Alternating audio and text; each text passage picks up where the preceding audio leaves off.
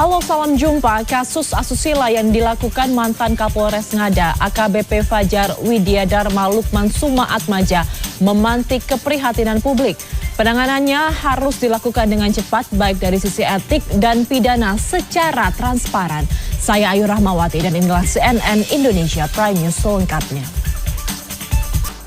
Aksi arogan anggota Patwal Satlantas Polres saat mengawal mobil mewah di jalur Puncak Bogor, Jawa Barat viral di media sosial.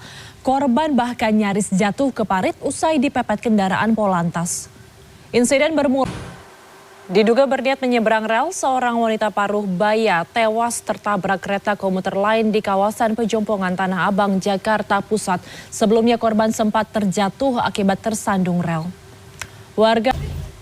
Truk box tronton dan mobil pickup ludes terbakar setelah terlibat kecelakaan di jalur Pantura, Batang, Jawa Tengah, Jumat siang. Pengemudi truk mengalami luka bakar dan dilarikan ke rumah sakit.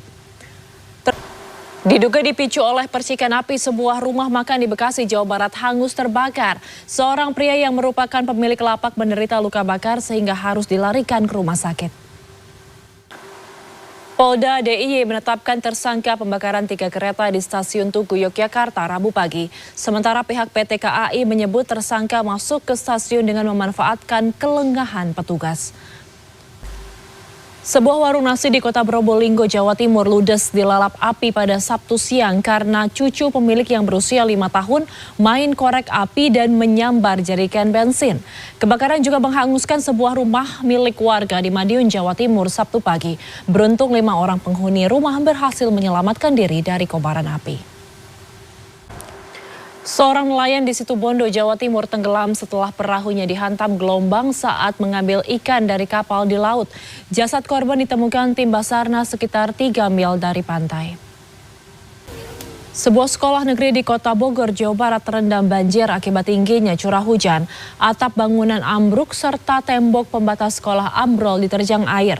Sementara itu tembok penahan tebing setinggi 20 meter dan lebar 25 meter longsor menutup setengah badan Jalan Nasional Bandung Cirebon. Setidaknya 3 rumah yang berada di mahkota longsoran terancam.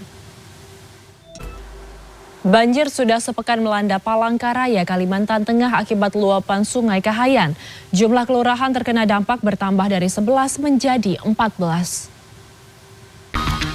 Wakil Gubernur Jakarta Rano Karno meninjau rumah susun sederhana sewa Green Jagakarsa, Jakarta Selatan yang akan digunakan untuk relokasi korban banjir Sabtu siang. Nantinya rusunawa ini dapat disewakan kepada warga yang tinggal di bantaran kali atau kawasan banjir dengan syarat ber-KTP Jakarta serta berpenghasilan rendah. Beralih ke informasi lain, pemirsa, jelang Hari Raya Idul Fitri, komplotan pencetak dan pengedar uang palsu ditangkap petugas Satreskrim Polres Mojokerto. Dari tangan para tersangka, polisi menyita uang palsu 403 juta rupiah, lengkap dengan alat cetak dan mesin scanner uang. Salah satu pelaku adalah ASN Dispenduk Capil, Kabupaten Mojokerto yang telah dipecat. Menjelang pemungutan suara ulang pilkada di Kabupaten Barito Utara, Kalimantan Tengah 22 Maret mendatang, sebuah rumah salah satu tim sukses digerebek warga bersama tim Gakumdu Muara Teweh. Penggerebekan dugaan politik uang ini sempat menghebohkan warga sekitar dan videonya viral di media sosial. Satuan Narkoba Polresta Kota Bogor mengungkapkan penyelundupan narkoba dalam mobil. 7 kg sabu ditemukan dalam tangki bahan bakar kendaraan yang telah dimodifikasi. Penemuan ini terungkap setelah penyidik menggali keterangan tersangka. Pedagang di Pasar Babelan Bekasi mengeluhkan kondisi pasar yang kumuh dan semeraut. Pedagang mengaku kehilangan pembeli akibat kondisi pasar yang tidak nyaman. Gubernur Jawa Barat Deddy Mulyadi dan Bupati Bekasi pun berencana melakukan penataan ulang agar pasar lebih layak. Imbas terungkapnya peredaran minyak kita kemasan yang isinya tidak sesuai ukuran membuat sejumlah warga kini beralih ke minyak goreng curah. Tingginya permintaan minyak goreng curah membuat harganya pun kini melonjak. Menteri Perdagangan Budi Santoso meninjau stok dan harga pangan di Pasar Ciracas, Jakarta Timur Sabtu pagi. Dari hasil pengecekan, sejumlah komoditas seperti telur, minyak kita, beras, dan ayam potong terpantau dijual di bawah harga eceran tertinggi atau HET yang ditetapkan pemerintah. Kementerian Keuangan mengakui penerimaan pajak pada awal tahun ini tekor dibandingkan dengan tahun sebelumnya. Hal ini tentu bisa saja berdampak pada berkurangnya pembiayaan pembangunan negara.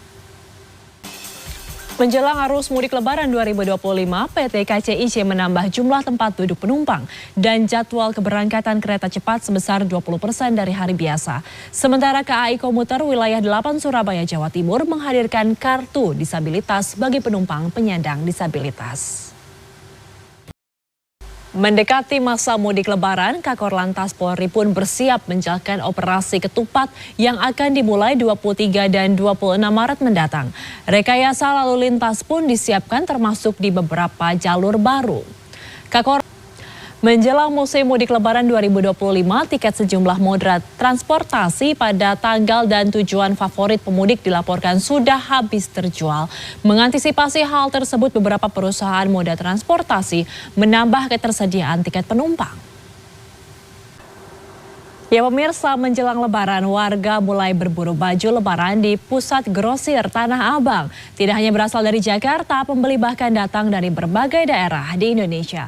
Lantas seperti apa model baju Lebaran paling dicari kali ini? Berikut informasinya. Bazar Ramadan di Penang, Malaysia sudah menjadi tradisi tahunan yang dinantikan masyarakat lokal dan wisatawan. Alasannya 100 penjajah kuliner berkumpul di satu tempat menawarkan makanan dan minuman khas Ramadan. Dan CNN Indonesia Prime News akan kembali lagi bersama rekan saya Diana Valencia. Saya Ayu Rahmawati, tetaplah bersama kami.